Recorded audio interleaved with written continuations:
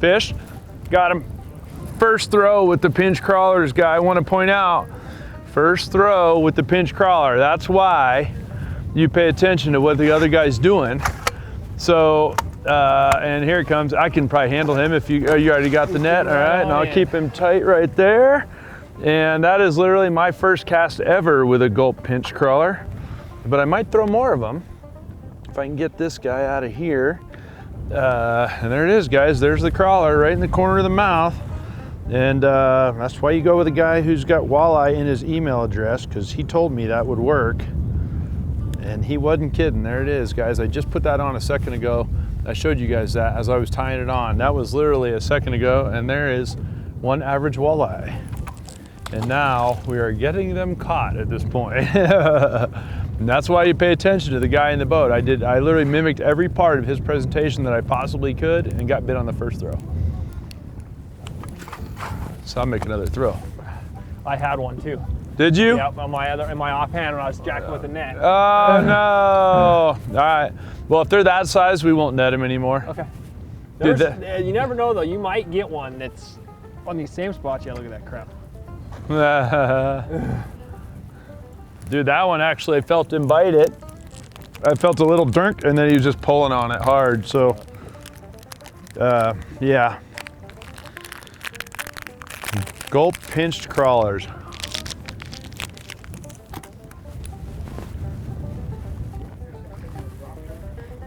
But you know, the other thing that it was kind of designed for was fishing on slow death rigs, and you know, I don't fish them a whole lot, but they certainly are. They're super effective, and you can feed them up on there, and that pinch crawler getting get that spinning action on a bottom bouncer rig for anyone's pulling for walleyes across an open expanse on structure. That can be really productive as well. But notice we're just barely jigging these things. There's not any hopping going on. I didn't jig mine. Yeah, I'm just straight up tip down dragging it. Yep. I watched him do it and just pulling it on the bottom.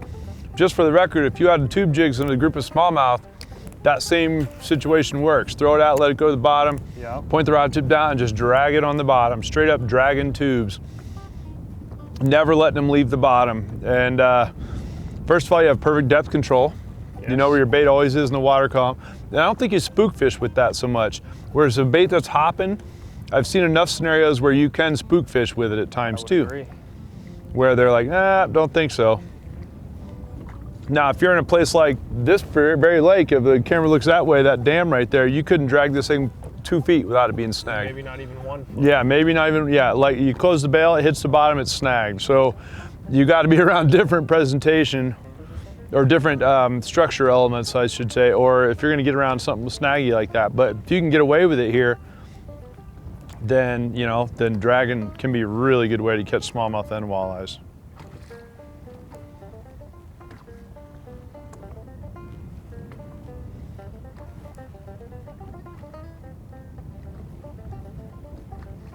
What's the keeper here, 18? 18 inches. Not that we're keeping any of them today, but it's good to know for the public.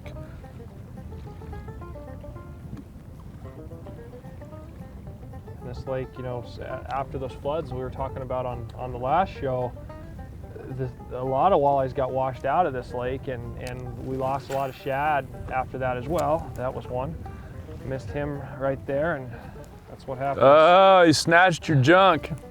But we lost a lot of walleyes out of here, and we've been dealing with smaller fish, and we're really starting to recover at the moment, and hopefully we can get some shad in here again.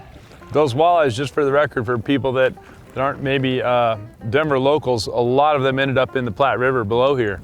And there's a lot of people that have caught a bunch of bass, largemouth, smallmouth, walleyes, all in the river below here. Yep. That all came out of here when this lake flooded. A big following for carp fishing. Oh yeah, of course, well, yeah, sure. Fly. Yeah, we did a show doing that. Yeah, there's nothing quite like walking through Denver industrial area with a fly rod in water. I feel like I probably shouldn't even be walking in some areas. It just doesn't look very good, but yep. Oh, we did catch carp. If I remember correctly, we caught a small bass on that day too. Well, then you add Bear Creek in on that as well, and some of the floods after that year, and we got saw guys in the river. Bear Creek. Oh, Bear Creek Reservoir. Yeah, I didn't even think about it. That one flooded too? That lake rose in the neighborhood of 40 feet. Really? Tops of the cottonwood trees were flooded. Got some junk on my bait there. The tops of the Now that looks like a lodia grass. It is, isn't it? It's a lodia. Huh. Is there a bunch of that in here? There's a lot of that in here. Huh. Well, you should fish around that stuff. This particular spot doesn't have a lot of it, but right now with where the depth ranges are, there's a lot of areas. If you go back to the right over here, the boat may even hit areas if you're not paying attention on your map. Well, that grass should be a good place to fish.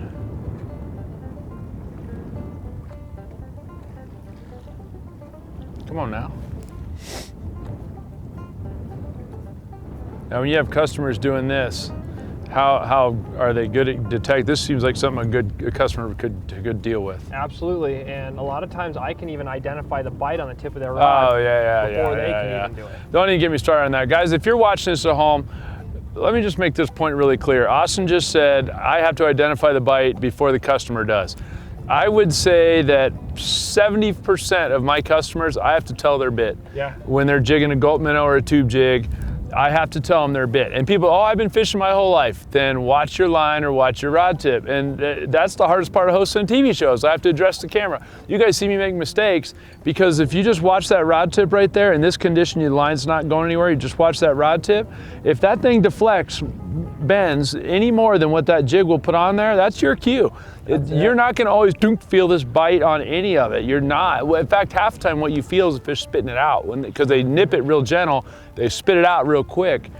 It's all about the rod deflecting, and it's good to hear that you have the same issue with clients that I do, where you have to know how much your rod can or doesn't bend under a given load. When you're jig fishing like this, I kind of describe it as hooking a wet towel almost underneath the water. It just all of a sudden heavy. Feels a little heavy. Yep. But it's not pulling away. Nope.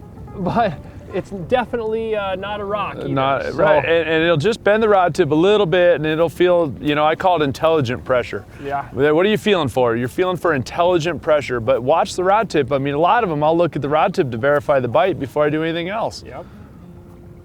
Especially pertinent when you're dealing with a technique like Lindy rigging as well. I almost always see the bite before a customer feels that bite. You'll see that rod tip load up just a little bit. Yeah, yeah. And I'll say, well, you have a bite.